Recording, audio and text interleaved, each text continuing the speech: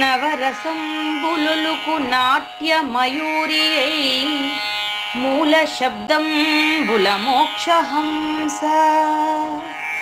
నవరసంబులుకు నాట్య మయూరియై మూల శబ్దంబుల మోక్షహంస. పరమ పవిత్రమౌ పరమాత్మ గీతయే నేడు నాట్యం వాడుచుండెగనుమా. పరమ పవిత్రమౌ పరమాత్మ గీతయే నేడు నాట్యం వాడుచుండెగనుమా. మునిరతనార్యులు మోదిల్లు శిష్యుండు, మునిరతనార్యులు మోదిల్లు శిష్యుండు సహజాచలుని కంఠ శబ్దరీతి. అజ్ఞానతిమిరంబులంతంబుజేయ అనాదిబోధను వినుము ఆర్యులార.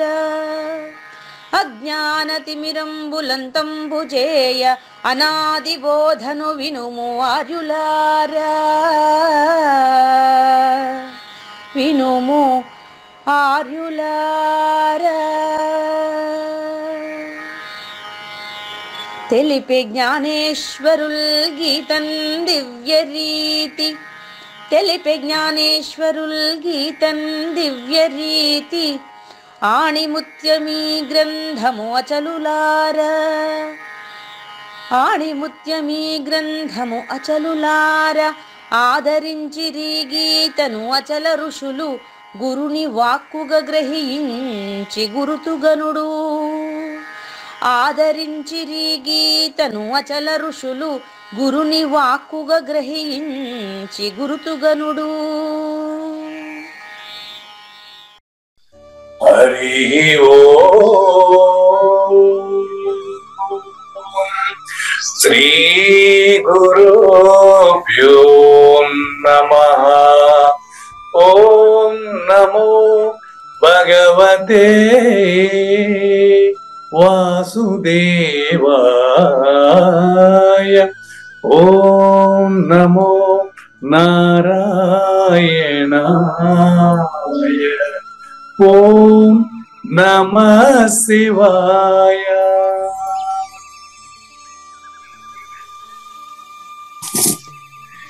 ఈ గీతా జ్ఞానగిన కార్యక్రమం మొదలై నిన్నటికి 1095 రోజులైందండి. ఈ రోజు 1096వ రోజు.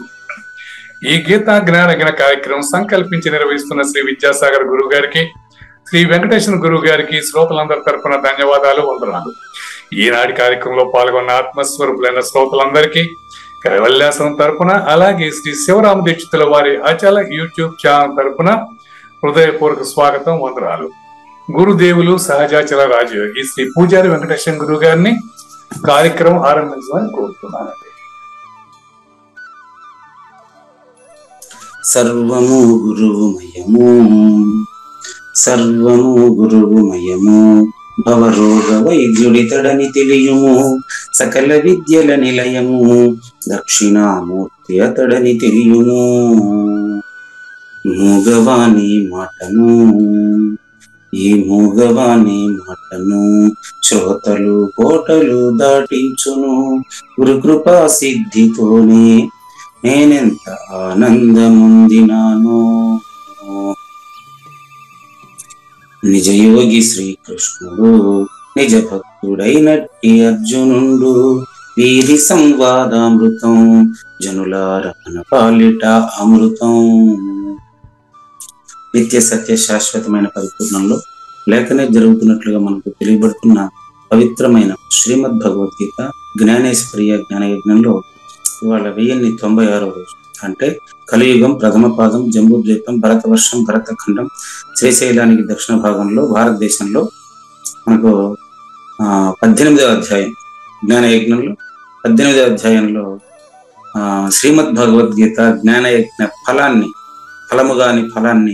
మనకు తెలియజేసేటువంటి రోజున అద్భుతమైనటువంటి సూచన అందిస్తున్నటువంటి కృష్ణదేశికేంద్రులు మరి క్రీస్తు శకం 2024 మార్చి 5వ తేదీన నేనన నాలవ దేహము అనేటువంటి అద్భుతమైన సూచనతో శ్రోతలందరికీ సాదర స్వాగత సుమాంజలి. శ్రీ గురుభ్యో నమః.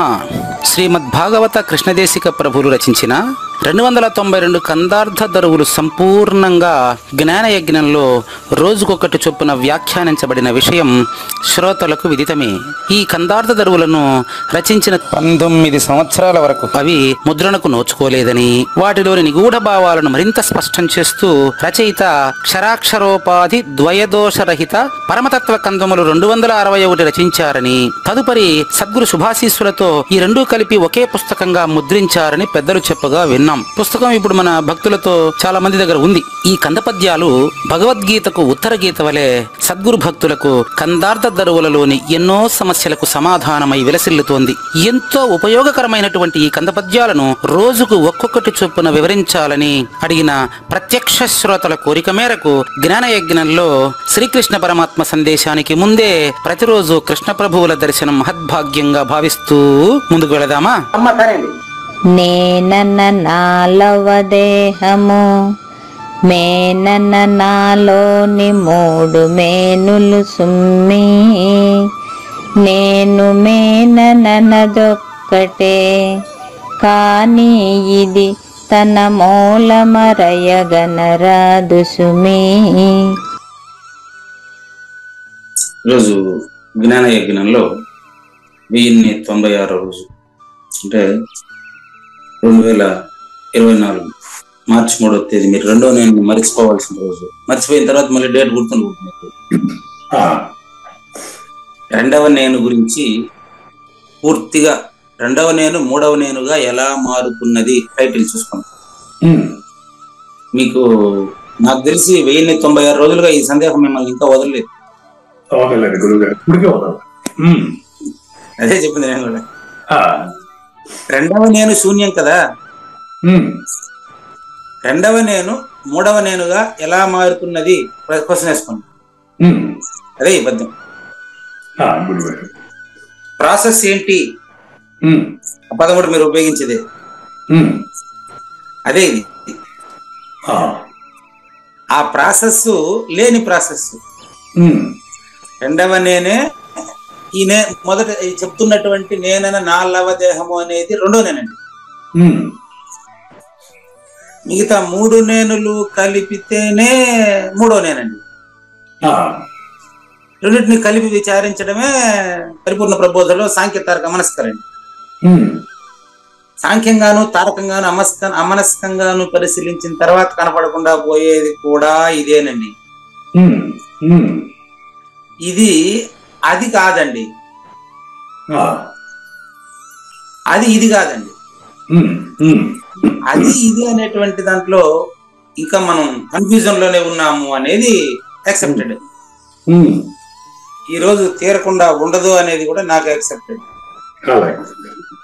తీరుతుందని చెప్పట్లే నేను, తీరకుండా ఉండదు.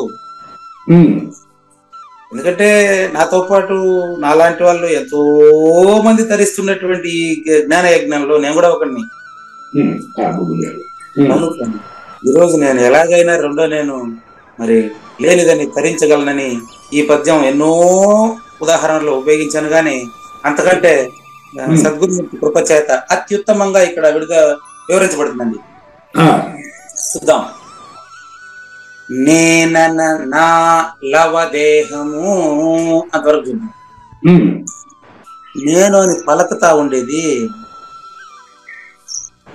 నేను అని పలుకుతున్న శబ్దం అండి దేహమే.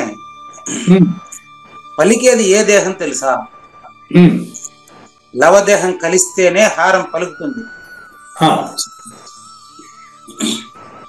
లవదేహము హారం దేహము అంటే ఎట్లుంటుంది చెప్తాను. ఈరోజు మీకు సందేహం మిగలకూడదు. మీకు అచ్చులు హల్లులు తెలుసు కదా? అవును. తెలుగు అజంత భాష అన్నారండి. అజంత భాష అంటే అచ్చుతో అంతమయ్యే భాష, అచ్చుతో మాత్రమే పలకబడే భాష. అవును. కనుక ఈ లవదేహము ఏదంటే అచ్చు అండి. హారమైన 3 దేహాలు హల్లులండి. బాగా గుర్తుపెట్టుకోండి.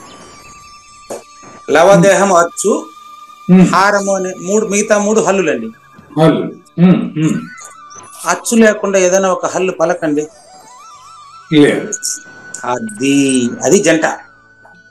అచ్చు లేకుండా హల్లు పలకబడదు. పలకదు. అచ్చు లేకుండా ఉదాహరణకు కలము అనే దాంట్లో 3 అక్షరాల్లో 3 అచ్చులు ఉంటాయి. అవునండి. కలము అనే పదం పెడితే మొదటి అక్షరంలో ఆ అనే అచ్చు ఉంటది. లా అనే దాంట్లో కూడా ఆ ఉంటది. గురుగారు. ము అనే దాంట్లో ఊ ఉంటది. ఇప్పుడు ఓంకారానికి ఒక పదం చెప్పు. ఓంకారాన్ని మీకు అచ్చుని 3ట్లోనూ ఓంకారాన్ని చూపించే పదం ఒకటి తయారు చేస్తారు మీకోసమని. అట్లా గురుగారు. అంటే ఆ ఊ మా ఈ 3 కలిస్తే కదా ఓం. అంతే. అవును. ఓకేనా? అవునవును. ఓం. రాసుకోండి. అనుమా. హనుమా. హనుమా. అనుమా.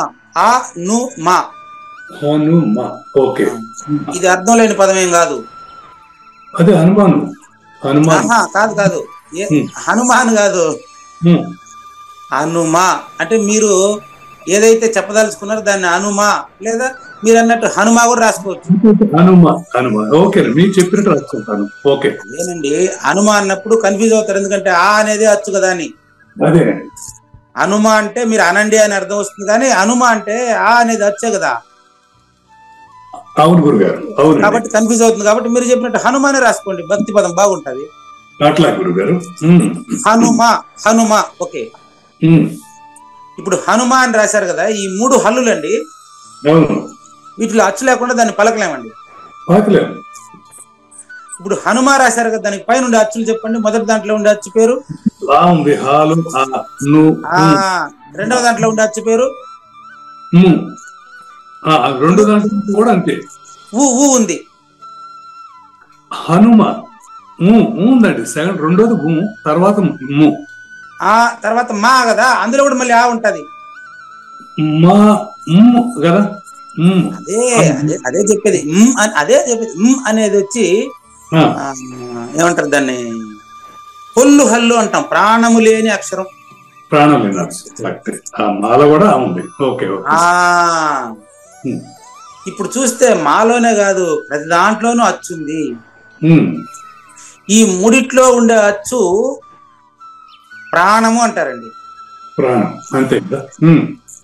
ప్రాణము అంటారండి. పలకబడిన శబ్దాన్ని దేహం అంటానండి. 1 minute. 3లో ఉన్న అచ్చు ప్రాణం. ఓకే. ప్రాణము. ఈశ్వరుడు.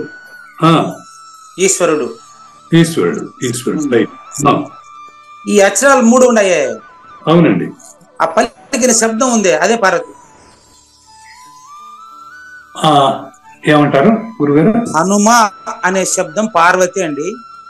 ఓకే. అందులో పలకడానికి అవసరమైన ప్రాణమే అచ్చు. ఓకే, పలకడానికి అవసరమైన ప్రాణమే. ఓకే. అందుకే ప్రాణేశ్వరుడు. ప్రాణేశ్వరుడు అనే పదం ప్రాణం ఉంటేనే ఈశ్వరుడు అని అర్థం. ప్రాణేశ్వరుడు అంటే ప్రాణం ఉంటేనే ఈశ్వరుడు. అంతేనండి. ప్రాణానికి ఆధారంగా గుర్తెరగతా ఉండే గుర్తు 4వది కాదు. ప్రాణమునకు ఒక ఆధారంగా గుర్తిరిగేది 4వది కాదు. అవును. 3 ఉండేదే. అవునండి. 3 ఉండేది ఎప్పటికీ శాశ్వతంగా ఉండేది కాదు. అంతేనా? అదేమో. ఓకేనండి. ఓకే. అచ్చు హల్లును ఆశ్రయించి పలుకుతుంది. హల్లు అచ్చును ఆశ్రయించి పలుకుతుంది. ఈ 2 ఒక్కటే. అవునండి. క్లియరా? క్లియర్. ఈ 2 ఒకటే అంటా ఉండే ఒకటి అచల పరిపూర్ణం, ఒకటి కాదు. కానీ అచ్చు సహాయం లేకుండా హల్లు సహాయం లేకుండా అచ్చు పలకగలదు కదా. పలకగలదు. ఒక పదం చెప్పండి, అర్థవంతమైన పదం చెప్పండి. ఉనికి లేదు. అమ్మ అన్నప్పుడు ఒక మా వచ్చిందంటారా? ఓకే. నేను చెప్పేది కాదు. హల్లు సహాయం లేకుండా అచ్చులు పలకబడ కొన్ని పదాలు కూడా చెప్తాం కావాలంటే. చెప్పేది మీకు, మీరు అచ్చిన దగ్గరకు వచ్చేసారు. అంటే దేహం సహాయం లేకుండా ప్రాణానికి, ప్రాణం సహాయం లేకుండా దేహానికి, ఈ 2 కలిసి మాత్రమే ఉనికి ఉంటుంది. 2 కలవకపోతే ఉనికి లేదు అని అర్థం. అది క్లియర్. అవునండి. అట్లా చెప్పడం కోసం నేను ఇది ఉదాహరణ తెచ్చా. ఉదాహరణ దగ్గరికి వచ్చేసారు. అదే క్లియర్. నేను ఆ భావంతోనే తీసుకున్నాను. పర్వాలేదు. ఇంకా బాగా అర్థమవుతుంది మాకు. అచ్చు స్వరములు లేక ప్రాణులు వ్యాకరణం ప్రకారం అవి ఏమంటారు హల్లులకి ప్రాణం పోసేది అంటాం కదా, అవేమన్నా స్వతంత్రాలేమో అని మీ సందేహం వ్యాకరణం ప్రకారం. కానీ అవి స్వతంత్రం అన్నప్పుడు దానికి ఉనికి చూపియండి. ఓంకారము అనేది 3 కలిస్తేనే ఓంకారమా, ఓంకారానికి స్వతహాగా ఉనికి ఉంది అనేది మీ ఉద్దేశం? ఓంకారం 3 కలిస్తేనే ఓం. అవును, అంతే గురుగారు. మీరేమనుకుంటున్నారంటే సృష్టికర్త ఎక్కడో ఉండాడని భావించే వాళ్ళందరికీ ఇది ఒక సందేహం. ఆ ఉ మా అనేటువంటి 3 లేకుండా ఓంకారానికి ప్రత్యేకంగా ఉనికి ఉంది అనుకోవడం పెద్ద భ్రమ, అన్నిటికంటే పెద్ద భ్రమ. ఓంకారము అనేది ప్రకృతి పురుషుల్లో ఉండేది, అహంకారము అనేది జీవునిలో ఈశ్వరునిలో ఉండేది. ఈ 2 ఒక్కటే. మీకు వేరుగా ఈశ్వరుడు లేదు, నువ్వే ఈశ్వరుడు. గురు బ్రహ్మ, గురు విష్ణు, గురుదేవో మహేశ్వర అంటే ఈ 3 ఒకటే. అవునండి. మూడిట్లోనూ ఈ 3ంటికి అతీతంగా ఉండాడు కాబట్టే ఆ పరిపూర్ణాన్ని పరబ్రహ్మ అన్నారు. ఉదాహరణ చెప్పడం కోసం ఈ కుండకు మట్టికి జాయింట్ వేస్తాం గాని, అవునండి, ఉదాహరణ చెప్పడం ఇది లేకపోతే అది లేదు, అది లేకపోతే ఇది లేదని చెప్పడం కోసం కుండ మట్టి ఉదాహరణ చెప్తారు గాని, కుండకు మట్టికి 2 కలిపితే ఆకాశం శూన్యము. ఆకాశానికి అతీతంగా ఉండేటువంటి పరిపూర్ణములో ఆకాశానికి ఉనికి లేదు. ఈ సూత్రం. దాన్ని ఇప్పుడు మీకు క్లియర్ గా పద్యం ద్వారానే తెలియజేస్తాను చూడండి. ఇక్కడ నేనన్న నా లవదేహం అండి.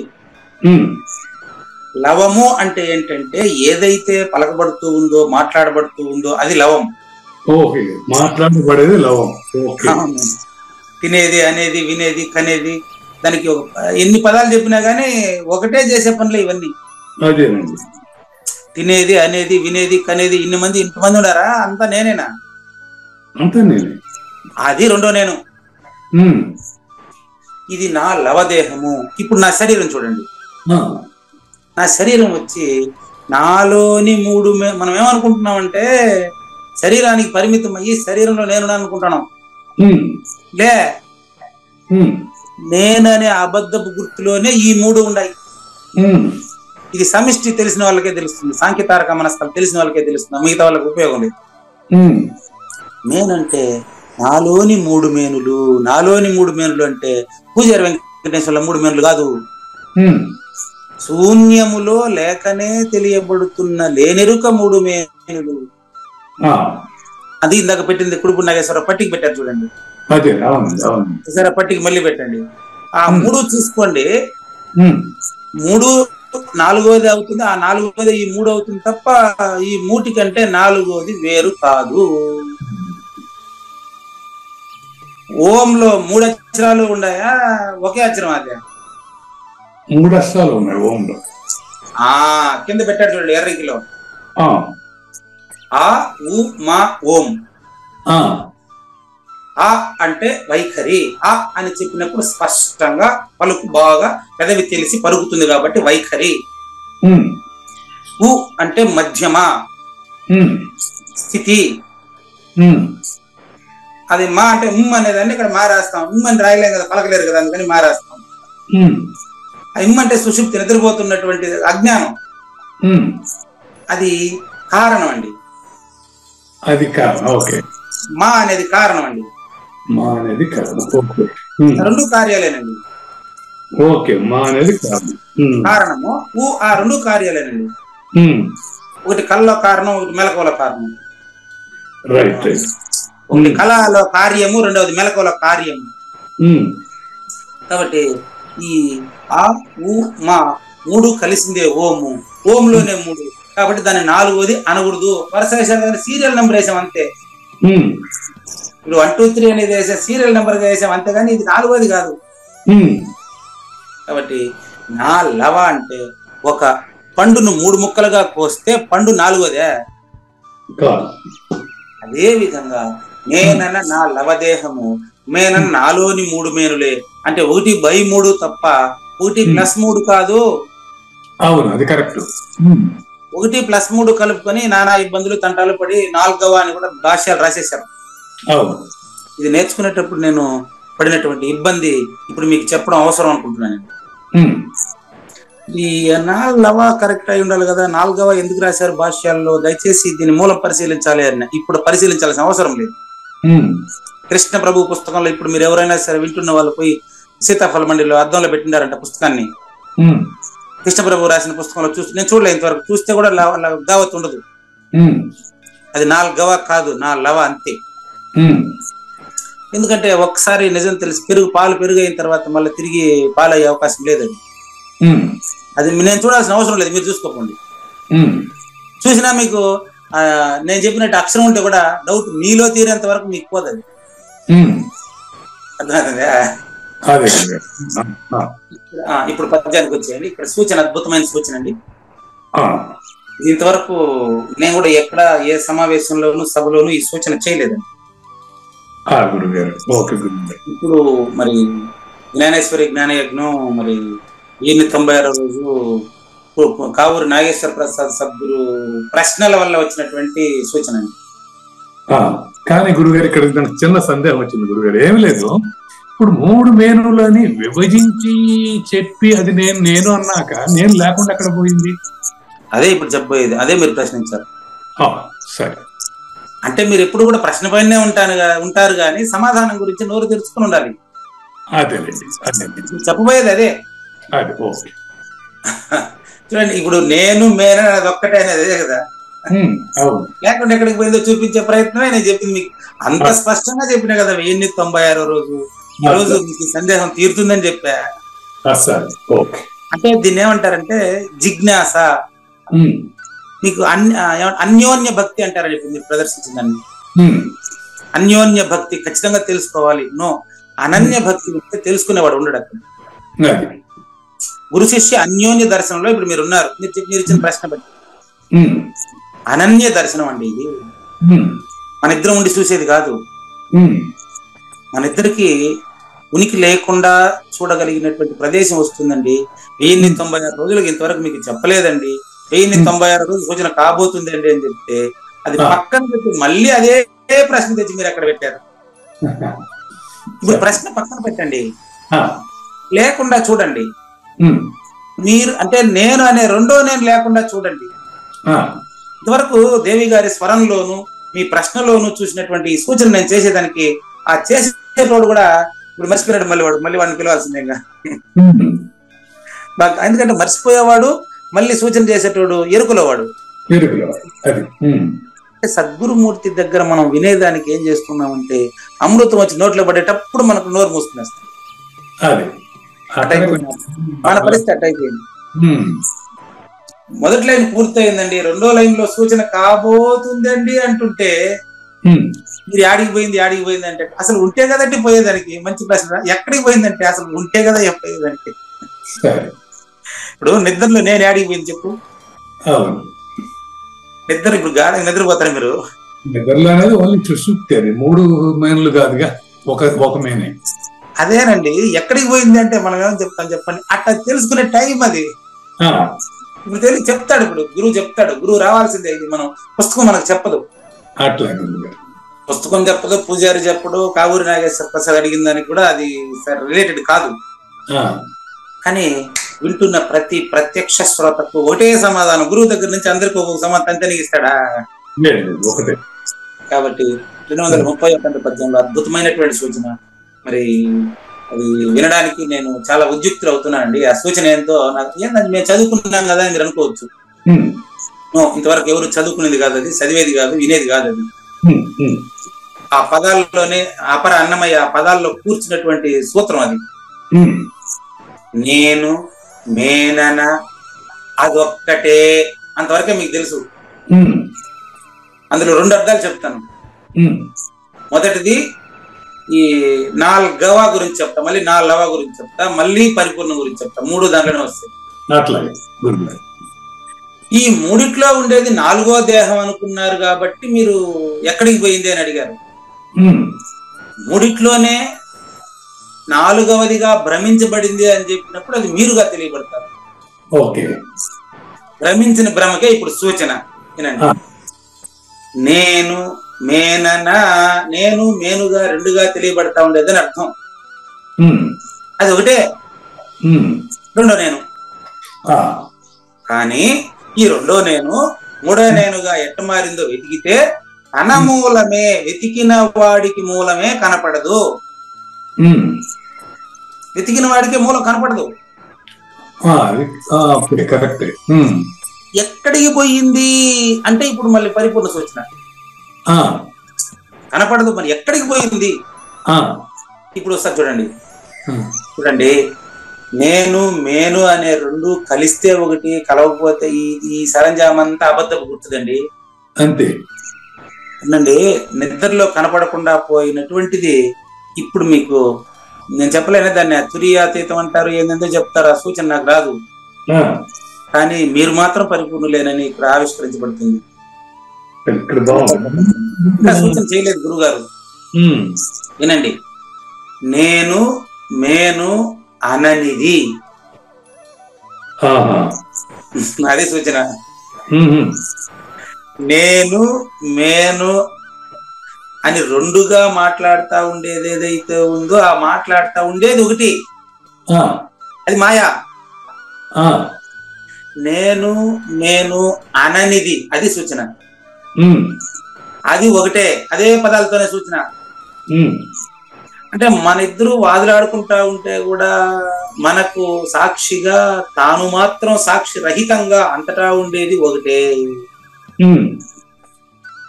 అది అది అది అంటే ఇక్కడ నీ నిజరూపం, నీ నిజరూపం. నేను నేను సంధి సరిపోతుంది, కరెక్ట్ గా చూడండి, ఏం అర్థవంతమైన పదాలే. నేను నేను అననిది, నేను నేను అననిది అంటే శరీరంలోనే ఉంటూ శరీరము కానిది, దేహాకారము కానిది, ఆత్మైక్య రహిత యస్వాత్మ ఇది శృతే. మొదటి సందీపని వాక్యం. ఆత్మైక్య రహితుడు అనేటువంటి వాడు ఎవరైతే ఉన్నారో ఆయన ఇంతవరకు జ్ఞానయజ్ఞంలో పలకలేదు. జ్ఞానయజ్ఞం మూగవాని మాట, మరి చెవిటోడు ముచ్చట్లే ఉండదని చెప్పేసి ఆయన మాట్లాడలేదు. ఆయనకు పలుకు భావం లేదు, దానికి తన్మాత్రలు లేవు. కానీ తన్మాత్రల్లో చెప్తా ఉండే వాటిలో కూడా అది ఉందే లేదా? ఉంది. అది ఒకటేనయ్యా. ప్రశ్నించే కావూరి నాగేశ్వర ప్రసాద్ లోను, సమాధానం చెప్పేటువంటి పూజారి వెంకటేశ్వర్లోను, ప్రశ్నించే పూజారి వెంకటేశ్వర్లను సమాధానం చెప్పే కావూరి నాగేశ్వర ప్రసాద్ లోను అది ఉందా లేదా? ఉంది. అది ఒకటే రెండా? ఒకటే. అదే పరిపూర్ణత. ఇప్పుడు మీరు అనుకుంటున్నారు నేను నేను అన్నది నా నిజరూపం అంటే అనుకున్నట్టు ఏమండి? నేను మేను అనేది నా నిజరూపం అన్నారు. మీరు నేను మేను అననిదే నా నిజరూపం అన్నారు. అప్పుడు అక్కడ ఆ నేను మేను అన్ని నా నిజరూపమైన నేను ఎందుకున్నాడు?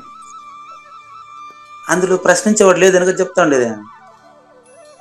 మరి ఏదో పర్పస్ ఉండాలి కదా. అట్లా నేను నేను మేను అన్న రెండు పదాలు రాసుకోండి, ఈ రెండు పదాలు రాసుకోండి. ఒకటి పర్పస్ రాసుకోండి, ఒకటి పర్పస్, రెండు ప్రాసెస్. పర్పస్ అంటే ఉపయోగం అండి, ఉపయోగం. ఓకే. ప్రాసెస్ అంటే ప్రక్రియ. రాసుకోండి, ప్రక్రియ, ఉపయోగం. ఈ రెండు పదాలు మీకు జ్ఞానయజ్ఞంలో ఊత పదాలు అయినాయి. ఆ పదాలను ఎక్స్ప్లెయిన్ చేస్తున్నానండి. ఏదైనా పర్పస్ అని అడిగారు చూడండి. ఏదైనా ఒక ఉపయోగం గురించి ఆలోచిస్తున్నాడు అంటే అది డూప్లికేట్. అంటే ఆలోచించేవాడు డూప్లికేట్ అండి. పరిపూర్ణంలో లేకనే తోచినటువంటి దానికి లేని దాంతోనే పర్పస్. సద్గురు నిలయంలో సహజాచర రాజయోగి ద్వాదశాక్షి రెండు ద్వాదశిలు మొదలైనవి. ద్వాదశిలో పంచదశిలో రాసుకొని చెప్తాను. ఏందో గుర్తులేదు, ఇప్పుడు రాసి పెట్టాను, అయినా గుర్తు చేసే ప్రయత్నం చేస్తాను. లేని దానికి గురుగారు, లేని దానికి మీరు నన్ను భలే పబ్లిక్ చేసేస్తున్నారండి. నేను ఎంత రహస్యంగా ఉండేవాడిని, ఎవరికి కనపడకుండా ఉండేవాడిని. లేని దానికి కనిపించేది లేదు. లేదు, కరెక్ట్, నో డౌట్. ఎన్ని అక్షరాలు? నో డౌట్ అనేది కూడా లేనిదే కానీ అక్షరాలు ఎంచండి. కనిపించేది. ఓకే, ఇది 12 పంచదశ 12. అవును, 12 15 ఏమో చూసుకోండి. 12 అచ్చలు సెట్ చేసామన్నమాట. 12 ఇది వచ్చి మూలం లేని గుర్తు తిరిగే శరీరం ఏమీ లేదని సిద్ధాంతంలో ఉంది. అది మూలం లేని గుర్తు. ఓకే, షోడశ. నేను 12 అక్షరాలతోనే చేస్తాను, ఎందుకంటే అన్ని ఓం నమో భగవతే వాసుదేవాయ 12 అక్షరాలతోనే ఉంది. ఓకే, మూలం లేని గుర్తు తిరిగేదానికి ఇది. ఓకే, రెండో మంత్రం అది. అవునండి. ఇప్పుడు మొదటి మంత్రం చెప్తా చూడండి. మీరు నన్ను భలే పబ్లిక్ చేస్తున్నారండి. జ్ఞానయజ్ఞంలో పిండి పిప్పి చేస్తున్నారు. అవగాహన కలుగుతుంది. ఎప్పుడు అవగాహన కలుగుతుందో అర్థం కాదు నాకు. నెక్స్ట్ ఇంకోటి చెప్తారు అసలు. ఇంకోటి ఏందబ్బా అది, ఉన్నదానికి కనిపించేది. మీరే రాయండి. కనిపించేది నాకు రాయటం. దీనికి ఉన్నదానికి కనిపించేది లేనిది. నేను చెప్పింది మొదటి మంత్రం చెప్తానని. ఉన్నదానికి కనిపించేది ఉంది. ఉన్నదానికి కనిపించేది ఉందంటారా? ఉన్నది. Okay, right. ఉన్నది రాయకూడదు, అక్షరాలు తేడా వస్తాయి. ఉన్నదానికి కనిపించేది ఉంది. ఉంది. ఇది 13 అయింది. ఎందుకైతే 13? 12 అయితే చూసుకోండి. 12 అయింది కాదండి. ఉన్నది అన్నప్పుడు ఉన్నదానికి 5 అక్షరాలు. అవును. కనిపించేది 5 అక్షరాలా? అవునండి. ఉన్నదానికి కనిపించేది ఉంది. అది 12 అక్షరాలు చూసుకోండి. 12 అక్షరాలు కాదు, చూసుకోండి. ఉన్నది అంటే ప్రాబ్లం, ఉంది అంటే 12. అదే చెప్పింది. లేని దానికి కనిపించేది లేదు. ఇది అవునండి. ఇది షోడశాక్షరి భావం. అదే అండి. ఓకే. ఉన్నదానికి కనిపించేది ఉంది.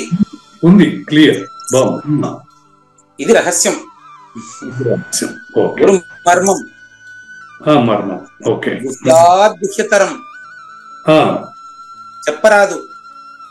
అది చెప్పినా వాడికి ఉపయోగం లేదు. అదే మీకు 1867 శ్లోకంలో ప్రతిపాదన చేశారు గురువు గారు కూడా. వీళ్ళకి చెప్పద్దు, వాళ్ళకి చెప్పద్దు, వాళ్ళకి చెప్పద్దు, వాళ్ళకి చెప్పది, ఎవరికి చెప్పద్దు. మొత్తం భగవద్గీత అంతా చెప్పేసి ఇప్పుడు చెప్పొద్దు ఏంటి అంటే, అది నాలో అటువంటి లక్షణాలు ఉంటే తొలగించుకోవాలని చెప్పారు దాన్ని. ఇప్పుడు మీరు చెప్పింది ఏంటంటే, ఇది ఎవరికాడు అనుభవంతో తెలుసుకోవాల్సిన విషయము అనేది. అది నేను అనుకోలే, మీరు నన్ను తెచ్చి బయట వేస్తారు అనుకోలే. లేదు, మీరేదో నేను ఈ సూచనను మీకు తెలియజేద్దాం అనుకుంటే మీరు నన్ను ఎత్తి బయట వేశారు కదండి. నేను ఏమనుకున్నానంటే, నేను అననిది పరిపూర్ణం అని మీకు సూచన చేస్తే సరిపోతుంది అనుకున్నా. మీకు సార్లే విధి లేని పరిస్థితుల్లో నన్ను నేను మీకు అర్పించుకున్నాను. ఇప్పుడు నేను లేదు ఇంకా. ఇప్పుడు లేదా? ఇప్పుడు లేదా? ఇప్పుడు లేదు. అది అవగాహన చేసుకునే వాళ్ళని బట్టి. ఇప్పుడు నేను మీకు చెప్పిన పదాల్లో అంతరార్థం కూడా అన్యోన్య భక్తి సరిపోదండి, అనన్య భక్తితో సరిపోతుందని చెప్పేదానికి వెళ్ళారు. చెప్పండి. లేని దానికి కనిపించేది లేదు. నేనన్న నా లవదేహము, మేనన్న నాలోని 3 మేనులు అనేది అది. పరిపూర్ణ సూచన చూసుకోండి. ఉన్నదానికి కనిపించేదంతా ఉంది అంటే అర్థం ఏంటంటే, నేను అననిది ఉంది. అది మీలో లేదా? అదే. అవును, ఉందండి. మరి దాన్ని ఉందని చెప్తే తప్పేమి? This is public. ఇది మరి మీరు ఏమని అనుకోండి. దీనికి నాకు ఇక్కడ వచ్చిన సూచన, ఇంకా నాలో నుంచి మీరు అంటే ఏమంటారంటే, తల్లి బిడ్డకు పాలు కొంచెం దాపెట్టుకుని కొంచెం ఇస్తుందే, అంతే. విచారణ చేస్తే అవగాహన అవుతుంది మాకు కూడా. బిడ్డకు ఆకలి తీరేంత వరకు తల్లి తన రక్తాన్ని పాలుగా మార్చి ఇచ్చేస్తుంది, అంతే. ఆ విధంగా సద్గురుమూర్తి మనకు ఏమైనా సూచనలు ఉంటే ఆయన దగ్గర అంతర్గతంగా ఉంటే కూడా మీలాంటి వాళ్ళు లాగేస్తారు. నేను అననిది అది ఒకటే అనేటువంటి భావన ఇంతవరకు ఎక్కడ రాలే. అది ఒకటే అనేటువంటిది అసలు చెప్పకూడదు. మీరు అనన్య భక్తులు కాబట్టి మీకు గురువు గారు చెప్పేశారు ఏం చేద్దాం. కాబట్టి ఈ తెలిసేదంతా అంగము లింగము కలిసేదేనండి, కలిసేది విడిపోయేదంతా లేనిదండి, లేనిదంతా ఉల్లక్కి అనేటువంటి విషయాన్ని మనం తర్వాత ఎపిసోడ్ లో తర్వాత 231లో తెలియజేస్తారండి. నేనంటే నా లవదేహము, మేనంటే జాగ్రత్త స్వప్న సుషుప్తి లేదా విరాట హిరణ్య గర్భ వ్యాకృత, నేను అనే దాంట్లోనే మిగతా 3 మేనులు తోస్తూ ఉంటాయండి. నేను అనకుండా ఉండే దాంట్లో తోయదండి. ఇప్పుడు మాట్లాడుతున్న వాడు లేనివాడే అయినప్పటికీ అతను మాట్లాడుతున్న మాట లేనిదవుతుంది. ఉన్న దాంట్లోనే ఉంటుంది, లేని దాంట్లో ఏముండదు కదా. ఉన్న దాంట్లో ఏది ఉండదో మరి రివర్స్ వచ్చేసారు మళ్ళీ. ఇప్పుడు మీరు చెప్పిన దాని ప్రకారం నేను చెప్తున్నా గురువు గారు. చెప్పండి చూద్దాం. ఉన్న దాంట్లో ఉన్నదానికి కనిపించేది ఉంది, లేని దానికి కనిపించేది లేదు అనే దాన్ని అది మాటలు గురుమూర్తి అది తయారు చేసిన సూత్రం, అదే సూత్రం. ఓకే, ఉన్నదానికి కనిపించేది ఉంది అంటే అంతా ఉంది అంటే అంతా ఏడుంది, మళ్ళీ అది మాత్రమే ఉంది, అంతా ఎట్టుంటది. ఉన్నదానికి కనిపించేది ఉంది అని మాట్లాడిన మాట చివర నేను 2వ మంత్రసారాన్ని ముందు పెట్టి మొదటి మంత్రసారాన్ని ఈ పక్క మార్చా, అది అవగాహన కావడం కోసం. నేను నేనన్నదొక్కటే అనేది మీకు లేని దాంట్లో కనిపించేదంతా లేదని చెప్పింది. నేను అననిది అదొక్కటే అనే దానికి ఇంకొక ద్వాదశి తయారు చేశారు. అదేంది, ఉన్నదానికి కనిపించేది ఉంది, అంతా అని రాయలేదు, ముందు రాశాను అంతా అని. గురువు ఒప్పుకోవట్లే. లేని దానికి కనిపించేది లేదు, ఉన్నదానికి కనిపించేది ఉంది. ఎవరిని అడుగుతారు? ఎంక్వైరీ చేసుకోండి, నన్ను అడగబాకండి, మీ గురువుల దగ్గర విచారం చేసుకోండి. ఇది శంకరాచార్య చెప్పింది కూడా అంటారు కదా, జగం ఉందనుకుంటే ఉంది, లేదనుకుంటే లేదు అన్నట్టు. అది కనుక ఈ అద్భుతమైనటువంటి ధర్మాన్ని ధర్మీయంగా అపరోక్షం చేసినాక మీకు తెలియజేసినందుకు ధన్యవాదాలు తెలియజేస్తాం. మనం జ్ఞానయజ్ఞం 2వ భాగంలో 70వ శ్లోకంలో ఉన్నామండి. ఈరోజు మనం 71 కూడా వెళ్ళాలండి. 20 నిమిషాలే ఉందండి. చూడండి. అధ్యేష్యతే చ య ఇమం ధర్మ్యం సంవాదం అవయోహో జ్ఞానయజ్ఞేన తేనాహం ఇష్టహస్యామితి మే మతిహి. మొదటి నేను పని చేయదు ఊరికే ఉండదు అని చెప్పి దీక్షితుల వారు చెప్పినట్లుగా పని చేయదు ఊరికే ఉండదండి. పని చేయదు అంటే అన్మాత్ర రహితమైన అర్థం అండి.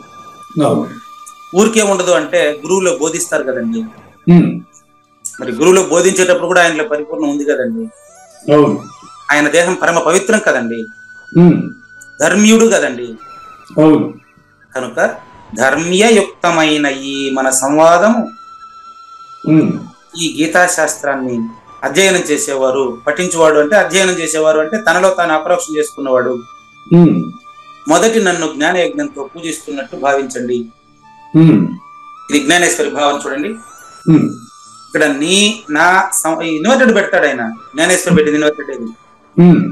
పూర్తిగా మొదటి నేను అయినటువంటి శ్రీకృష్ణ పరమాత్మ సద్గురు శ్రీ కావూరు నాగేశ్వర ప్రసాద్ నుంచి ప్రపంచానికి అందిస్తున్నట్టు గమనించండి అని అర్థం. అది నీ నా సంవాదం అనేది మోక్ష ధర్మం జనింపజేసేటువంటి ఈ కథ ఏదైతే వివరించబడిందో 1096 రోజులుగా దీని యొక్క సకలార్థ జ్ఞానాన్ని కలిగించేటువంటి గీతలో ఒకే ఒక అక్షరం కూడా వేస్ట్ కాదు, గుర్తుపెట్టుకోండి. ఒక్క అక్షరం కూడా వృధా కాదు. అంటే మంత్రం కాని అక్షరం ఉండదు, ఔషధం కాని మొక్క ఉండదు. సైన్స్ డే మంత్రం ఔషధం కానీ వృక్షం లేదు. ఓకేనండి, క్లియర్. అలాంటప్పుడు నాకు ప్రతి పురుగు కూడా, ఇప్పుడు నిన్న ఊడుస్తా ఉంటే చనిపోయినటువంటి సాలెపురుగు కూడా నాకు గురువు కదా. అవును, అట్టగా 24 గురువులు అంటే ఎవరో ఒక ఆయన సబ్జెక్ట్ పెట్టాడు, అది కూడా 24 మంది గురువులు అంటే ఎవరు అని. అందరూ ఇప్పుడు ఆ 24 ఇప్పుడు నేను తోస్తూ ఉంటే సాలెపురుగు అనేది అక్కడ ఆ పదం కల్పించి దానికి ఆ సాలెపురుగుకు సంబంధించిన దృష్టాంతం మీకు చెప్పినప్పుడు అది నా గురువు కదా. అవునండి, అవును. కాబట్టి అతడు ఈ విధంగా జ్ఞానాగ్నిని వెలిగించి అజ్ఞానాన్ని పూర్తిగా జ్ఞానాజ్ఞానములకు సంబంధించిన అబద్ధపు గుర్తును జ్ఞాన యజ్ఞంలో భస్మం చేసి సద్గురు శ్రీ కావూరు నాగేశ్వర ప్రసాద్ నెపంతో ఈ రోజు 1096 రోజే శుద్ధ మనస్కుడై అచల పరిపూర్ణ స్వరూపాన్ని స్పష్టంగా అపరోక్షం చెందాడని గమనించండి. నన్ను మీరు బట్టబయలు చేసేస్తున్నారు.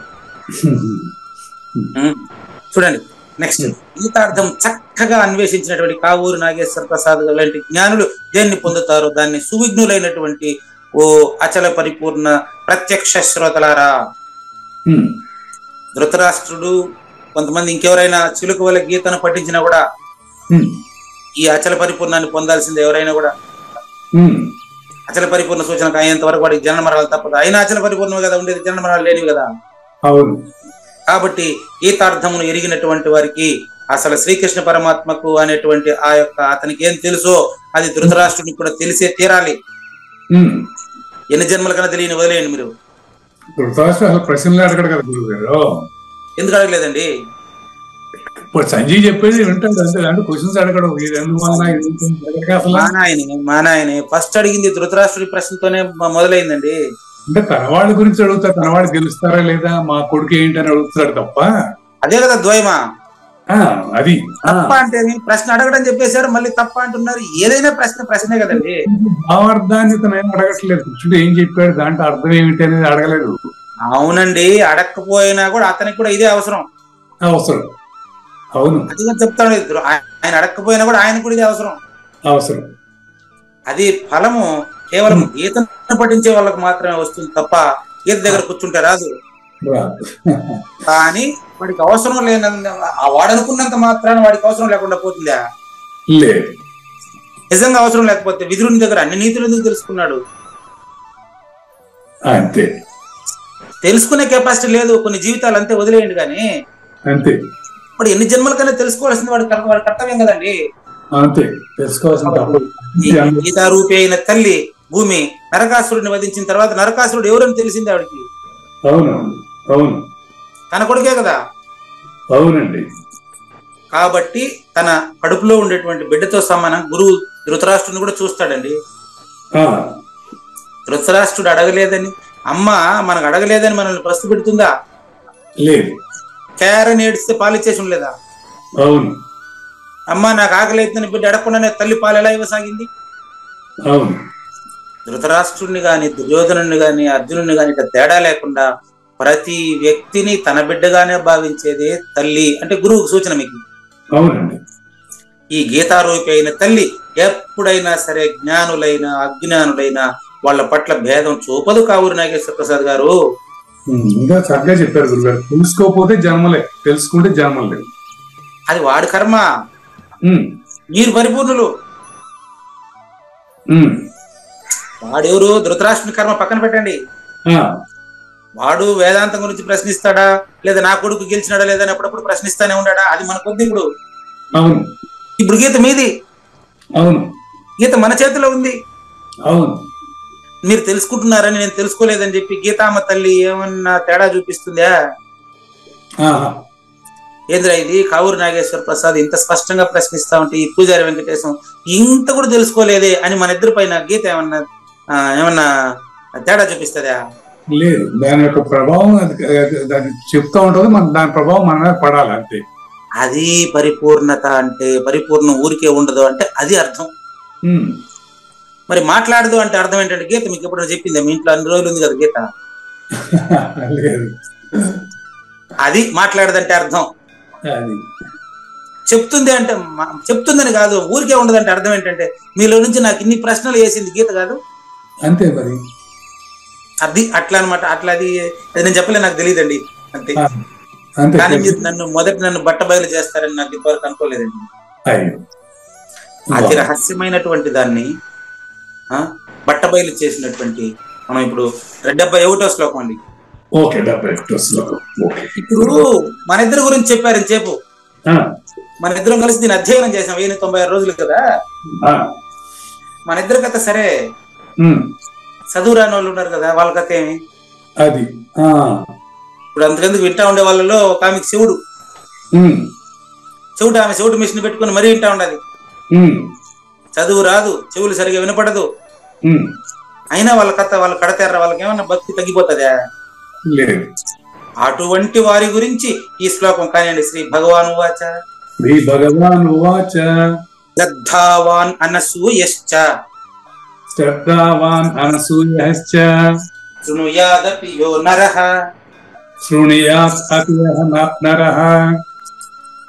శ్రద్ధావాన్ అనసూయశ్చ శృణుయాదపి యో నరః సోపి ముక్తః శుభాన్ లోకాన్ సహ అపి ముక్తః శుభాన్ లోకాన్ ప్రాప్నుయాత్ పుణ్యకర్మణాం ఇది వింటున్న ప్రత్యక్ష శ్రోతలను ఉద్దేశించినటువంటి ఫలితం అండి. ప్రత్యక్షంగా పరోక్షంగా వింటున్న వినబోయే శ్రోతలను ఉద్దేశించిన శ్లోకం అండి. 72 శ్లోకాలతో మరి అర్జున గీత కృష్ణార్జునుల సంవాదం ముగుస్తుందండి. గుర్తుపెట్టుకోండి, ఈ శ్లోకం వింటున్న శ్రోతలను ఉద్దేశించింది. వింటున్న శ్రోతలను ఉద్దేశించింది. చాలా ముఖ్యం. చూడండి, ఇప్పుడు ఏంది ఇది? కావూరు నాగేశ్వర ప్రసాద్, పూజారి వెంకటేశ్వర జ్ఞాన యజ్ఞం అదంతా కాదా, మేము కేవలం వింటున్నాం కదా, ప్రశ్నలు అడగడం లేదు కదా, మాకు సమాధానం తెలియడం లేదు కదా అని ఎవరు అనుకోబాకండి. ఎందుకంటున్నా మాట అంటే, మీరు దీన్ని శ్రద్ధగా వింటున్నారు కదండి. మరి శ్రద్ధావాన్ అనసూయశ్చ, అసూయ లేకుండా విన్నటువంటి వాళ్ళు ఎవరైతే ఉన్నారో, అనన్య భక్తితో విన్నటువంటి వాళ్ళు ఎవరైతే ఉన్నారో, చెవులకు చెవుడు వచ్చినా గానీ మాట్లాడలేకపోయినా గానీ చెవుటు మిషన్లు పెట్టుకొని మరీ దీన్ని ప్రతి అక్షరాన్ని అట్నే అమృతం లాగా తాగుతున్న వాళ్ళు ఎవరైతే ఉన్నారో, అదొక ఆశ్చర్యం అండి నాకు. ఆమెకు చెవుడైనప్పటికీ మిషన్ పెట్టుకొని ఒక్క అక్షరం వదలదండి, ఒక్క అక్షరం వదలలేరండి. మరి చెవులు ఉండే వాళ్ళు కూడా అంత స్పష్టంగా వినలేరు. దాన్ని అనన్య భక్తి అంటారు. అంత స్పష్టంగా అనసూయ అంటే దోష దృష్టి లేకుండా వినాలి, అది ఇంపార్టెంట్. దోష దృష్టి లేకుండా. అసూయ అంటే దోషం, అనసూయ అంటే అది అర్థం. అదే దోష కృష్ణప్రభు వాడారు. అవునండి. నేను ఎవరికి జన్మించాను తెలుసా మీకు? కుప్పమ్మ కుప్పారెడ్డి ఈ దంపతులకు అనుకుంటే నో. భారుణ్యత్ర్యనసూయలు వీరేనని జనులు పగడ వెలసిన వారల్, నారాయణ జానకియను వారిరుగురు గన్నయట్టి వాడిని సుమీ అంటారు. ఎక్కడ చూసినా భాగవత దీంట్లో మన ఆయన ఎక్కడ చూసినా భాగవతం కథ చెప్తా ఉంటే దాని దగ్గర పక్కనే సీట్ వేసి కూర్చుంటాడు మన ఆయన ఎప్పుడు. కాబట్టి చిత్తూరు జిల్లాలో కుప్పారెడ్డి అంటే ఆయన భారతం కాడ ఉంటాడు. ఆయన అంటారు మీరు అంటే ఎక్కడైనా మహాభారతం భాగవత కాలక్షేపం నడపై కూర్చునేస్తాడు ఆయన. ఇంకా ఆస్తి కుటుంబం పిల్లలు ఏం పట్టించుకోడు. ఆ విధంగా నారాయణ జానకి పెట్టండి 30 ఎన్నో 18 నెంబర్ చెప్పాలి ఆయనకి. 23 చూడండి, 23 ఇంకా పైకి తీయండి నెంబర్ చెప్పాలి, లేకపోతే ఆయన 22 అండి, 22 భాగవత వంశంలో ఆయన అత్రి అనసూయ మహర్షి లాంటి వాళ్ళండి మా తల్లిదండ్రులు అని కృష్ణప్రభు చెప్తాడు. నారాయణ జానకి, నారాయణ జానకి అంటే సీతారాములు లాంటి వాళ్ళు మా తల్లిదండ్రులు అనే ఒక అర్థం కూడా వస్తుంది. తల్లిదండ్రులతో పాటు వాళ్ళ గురువును కూడా స్మరించినటువంటి అర్థం కూడా ఇక్కడ ఉంది. సీతారామ స్వామి వాళ్ళ గురువు పేరు, నారాయణ అంటే రాముడు, జానకి అంటే సీత. వాళ్ళిద్దరి పేరుని సాక్షాత్తు సద్గురువు పేరుతో అతను మరి దక్షిణామూర్తి పేరుతో అతను చేసినటువంటి ప్రయోగం కూడా ఇది మనం ఈ రోజు చూస్తున్నాం సూచన. కృష్ణ ఆయన శంకరులు ఎలాగైతే గోవింద భగవత్పాదుల్ని గురువుని ఒకేసారి సంబోధించాడో అట్లా వివేక చూడమని రాశాడు. మొదటి శ్లోకంలో గోవిందుని గురువుని కలిపి స్మరించేస్తాడు ఆయన. గోవిందం ప్రణతోస్మి అహం అంటాడు. ఆయన భగవంతుడికి పెట్టాడు, గురువుకి పెట్టాడు నమస్కారం, ఎవరు చెప్పలేరు. ఎవరో చెప్పండి గోవిందం ప్రణతోస్మ్యహం అంటాడు, గురు గోవిందం ప్రణతోస్మ్యహం అంటాడు. గురు గోవిందం అంటే గురువే గోవిందుడు, గోవిందుడే గురువు, దేవుడి గురువు, గురువే దేవుడు అని అర్థం. మరి ఎందుకు ఇది అనసూయకు పోయి నన్ను దూరం వచ్చేయండి అనసూయ గారికి.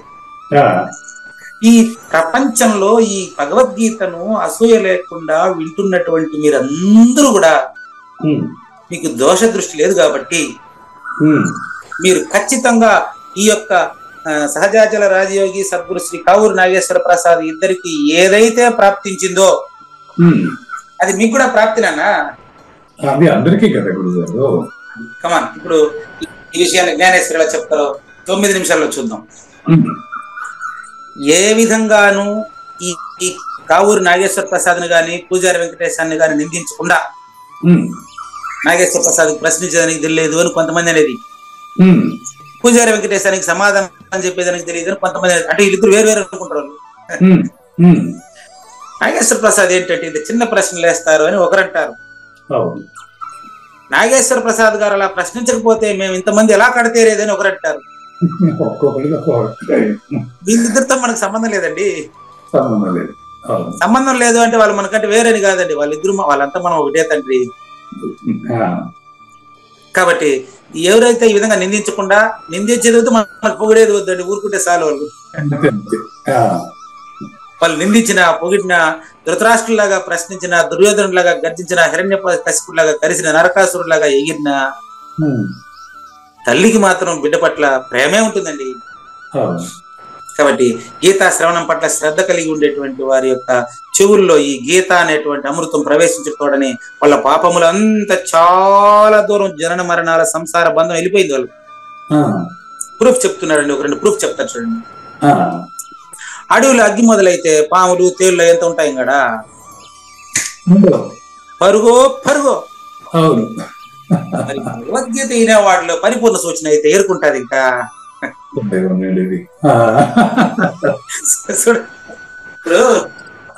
నేను మేను అననిదే ఒకటి, అదే నేనని వాడికి తెలిసిన తర్వాత మళ్ళీ ప్రశ్నించేవాడు ఎవడాడా? జనన మరణాలనే అడవిలో 230 కంద పద్యాన్ని ముందర పెట్టి మరి స్పష్టంగా చూపించిన తర్వాత ఇంకా దీవిటి ఎత్తుకొని రావాలన్న సూర్యుడి కాడిగా లేదు. నువ్వే సూర్యుడు అని తెలిసిన తర్వాత దీపం ముట్టించమని అడుగుతావా? లేదు. కాబట్టి అడవి యందు అగ్ని ప్రవేశిస్తే ఎట్టాగైతే ప్రాణులు దశ దిశలకు పారిపోతాయి. 8 ఉండే దిక్కులు, దశ దిశలు అంటే కిందికి పైకి అని అర్థం. 4 దిక్కులు 4 మూలలు కదా. పక్షులు పైకి ఎగురుతాయి, మరి ఎలుకలు బొక్కలకు పరిగెత్తాయి, పాము పుట్టలేకి పోతుంది. నీలో ఉండేటువంటి ఆజ్ఞానం పంచలవుతుందయ్యా, నువ్వు సూరికే వినేసి ఆ విధంగా నడుచుకోవయ్యా, చాలు సుమ్మా ఉండవయ్యా, చాలు ఏమవుతుంది. కాబట్టి వినేటువంటి వాళ్ళ ఫలితం ఇది. అడవిలో గాని అగ్గి మొదలైతే అజ్ఞానం పరిగెత్తుంది అంతే. 4 మూలలు 4 దిక్కులు కింద పైన అనే జీవరాశి పరుగు ఉండేది కాలిపోతుంది అంతే. అది తప్పించుకోలేదు. అది ఎరుక లేనిదని ఎరుకకే స్పష్టం అయిపోతుంది. అవును. నెక్స్ట్ నెంబర్ 2, దాన్నే ఇంకొక రకంగా సూచన. తూర్పులో సూర్యుడు ఉదయించిన తర్వాత ఇంకా చీకటి ఉండదు అంతే, దానికి ఉండేది అట్లాంటిదంతా ఏం లేదంతే. యాడికి పోయిందంటే ఏం చెప్పలేను నేను, నాకు తెలియదు. అడిగేదాన్ని సేమ్ టు సేమ్. ఒకరోజు 5 ఏళ్లకు ముందు కుడుపూడి నాగేశ్వరరావు గారు పరిచయం కాక ముందు సద్గురు ఆయన తిరుచానూరు వెంకటేశ్వర్లు గారు వేసిన ప్రశ్నకి ఇదే ఆన్సర్ చెప్పాను నేను 5 ఏళ్లకు ముందు. అప్పుడు మన చేత ఈ భగవద్గీత లేదు. ఆయన మైక్ తీసుకుని అడిగేశారు మీటింగ్ లో, ఏంటండి ఆడు చూసిన పూజారి వెంకటేశ్వర తలపల మునితున్న ఆయనకు శిష్యుడు వచ్చినాడంట, ఎవరు ఆయన? నువ్వేనంట కదా, మరి ఇట్లీ నేను ప్రశ్న వేస్తాను, సమాధానం పరిపూర్ణ నువ్వు చూసినావా అని. తెత్తనే పరిపూర్ణాన్ని నువ్వు చూసినావా అన్నాడు. ఏంటండి భలే చెప్తున్నారు మీరు, సూర్యుడు ఉదయించిన తర్వాత నువ్వు పరిపూర్ణాన్ని సూర్యుడిని చూసినావా అని అడిగేదానికి మీరు అడుగుతా ఉండేది ఇప్పుడు చూసిన వాడిని అడుగుతున్నాడా చూడని వాడిని అడుగుతున్నారా అని అడిగిన ఒకటేమంట. దమ్మని తప్పట్లు కొట్టి అది ఇదే అని ఇప్పుడు కనిపిస్తా ఉంది నాకు. అప్పుడు ఎవరిని అడుగుతారండి మీరు? మాటికి చూసినావా అంటే నువ్వు అడుగుతా ఉండేవాడు పరిపూర్ణుడే కదా.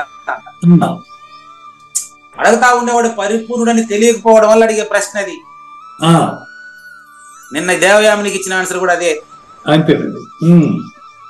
కాబట్టి వీణుల యొక్క మహాద్వారములందు ఈ గీత ఝంకారము ప్రవేశించుట తోటనే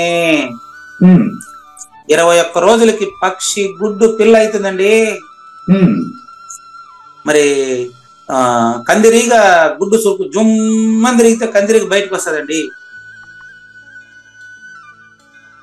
కందిరీగా ఆకు పురుగుని కుట్టినటువంటి ఆ యొక్క అది కీటకము ఆకు పురుగుని మరి కీటకం చేసిందండి. ఏ మూల ఉన్నటువంటి భూమిలో పుట్టగొడుగు మొలుస్తుంది కదండి. ఆ విధంగా ఏమీ తెలియనటువంటి జ్ఞానయజ్ఞ ప్రత్యక్ష శ్రోత తాను పరిపూర్ణుడేనని స్పష్టంగా తెలుసుకునేటువంటి శ్లోకమే ఇది. ఇది ఒకటి తెలుసుకుంటానని చెప్పాకండి, మొత్తం భగవద్గీత అంతా తెలిసిన తర్వాత ఇది సూచన అంతే. కాబట్టి సృష్టి ఉత్పత్తి స్థితి ప్రళయము అనేటువంటి అంతా కూడా ఇప్పుడు నాశనం అవుతాయి. సృష్టి ప్రళయం కాదండి, ఇది వ్యష్టి సమిష్టిల అబద్ధపు గుర్తు ప్రళయం అండి. ఇరుక నాశనం, ప్రపంచ నాశనం కాదు. ఎరుక నాశనం అంటే ఇంకా ప్రపంచం లేదని తెలిసిపోతుంది. ప్రపంచాన్ని కొత్తగా నువ్వు నాశనం చేసే పని లేదు. అది లేదు. అది కల్లో కల్పించిన బిల్డింగ్ లో కాపురం ఉండాలని ఎవడైనా కోరుకుంటాడా? ఇది కల్లో కల్పించే బిల్డింగే కదా ఇది. మరి కల్లో కనిపించిన బిల్డింగ్ లో కాపురం ఉండేదానికి ఎవరైనా ముందుకు వస్తాడా? చూడండి. ఇట్లా జన్మ అనే లత నిర్దోషి అయి పుణ్యములనే సుందర పుష్పముల చేత పుష్పిస్తుంది అతనికి. చివరగా అపారమైనటువంటి ఫలితం వచ్చేసింది వాడికి. జ్ఞానయజ్ఞ ప్రత్యక్ష శ్రోతకు చెవుల ద్వారా గీతలో ఎన్నో అక్షరాల అంతఃకరణలో ప్రవేశించి అశ్వమేధ యజ్ఞాల ఫలితం వచ్చేసింది అతనికి. గీతా శ్రవణం వల్ల అన్ని పాప పుణ్యాలకు సంబంధించిన జనన సంస్కారాలు నశించాయి. ఇంకా అతనికి ఎవరికైనా గీతలో పరమార్థాన్ని మరి నివేదించేటటువంటి తిరిగి చెప్పగల నేర్పు వస్తుంది కొంతమందికి. చాలా ఇంపార్టెంట్. మరి చివర ఆ పుణ్యం ద్వారా ఇంద్ర వైభవం ప్రాప్తిస్తుంది. కానీ ఇవన్నీ వాడు అడగడు. నిజంగా పరిపూర్ణుడైతే ఏం అడగడు, ఊరిలో ఉంటాడు అంతే. నా స్వరూపమును వచ్చి కలిసేదానికి అతడు తన ప్రవాస మందలి మొదటి మజిలీ స్వర్గం ఉంటది. మొదటి మజిలీ స్వర్గం. ఇవన్నీ అడిగినంటే స్వర్గ నరకాలు, క్షీణ పుణ్యం, మట్టిలోకం, విశాంతి. అదే కావాలి ఇది చెప్తా ఉండే దాంట్లో ఏది కావాలన్నా నువ్వు ఇంకా మిగిలి ఉన్నట్లు లెక్క. కాబట్టి ఏమి నాకు అవసరం లేదు, ఎందుకంటే నువ్వు పరిపూర్ణం తెలిసిన తర్వాత నీళ్ళు కోరేవాడు ఉండడండి, నా ద్వేషి నా కాంక్ష. కాబట్టి దీని గురించిన మరింత వివరాన్ని తర్వాత 72వ శ్లోకాన్ని తర్వాత చూద్దాం. 71-72 శ్లోకాలతో కృష్ణార్జున సంవాదం రేపు గాని ఎల్లుండి గాని సమాప్తం అవుతుంది. లేనిది లేదు లేదు, ఉన్నది లేకపోవుట లేదండి, ఈ గొప్ప మర్మమంతా నీ వలన తేటగా తెలిసెనయ్యా. దోష దృష్టి లేఖను గీతోపదేశమును వినుట వలన సర్వ పాపాల నుండి విడిపడి పరమగతినే పొందును. శ్రీకృష్ణుని పలుకును సూటిగా తలపల మునిరత్నమే, శ్రీమించిన భావమై సద్గురువు చెప్పకనే చెప్పిను గదా. సద్గురు మంగళం అమ్మ కానండి. జయ మంగళం నిత్య శుభమంగళం, జయతు జయ మంగళం మహోత్సవ మంగళం. జయ మంగళం నిత్య శుభమంగళం, జయతు జయ మంగళం మహోత్సవ మంగళం. శ్రీమించున చలంబు సూచించినటువంటి దక్షిణామూర్తికి దండమిడుతూ, శ్రీమించున చలంబు సూచించినటువంటి దక్షిణామూర్తికి దండమిడుతూ, శ్రీ మహావిష్ణువు సూర్య భగవానుడు యాజ్ఞవల్కి జనక రాజ ఋషికి. జయ మంగళం నిత్య శుభమంగళం, జయతు జయ మంగళం మహోత్సవ మంగళం. అయం వ్యర్థ బాహ్య కోపి నభవతి అనే సుఖయోగి సాంది పరుసుల వరుస. అయం వ్యర్థ బాహ్య కోపి నభవతి అనే సుఖయోగి సాంది పరుసుల వరుస. దీనినే శ్రీకృష్ణ పరమాత్మ వద్దనే ఎరిగరిగిన ఉద్ధవార్జునులకు. జయ మంగళం నిత్య శుభమంగళం, జయతు జయ మంగళం మహోత్సవ మంగళం. శ్రీ అల్లమా ప్రభు బసవేశ్వరుండును బ్రహ్మానంద రామానంద స్వామి.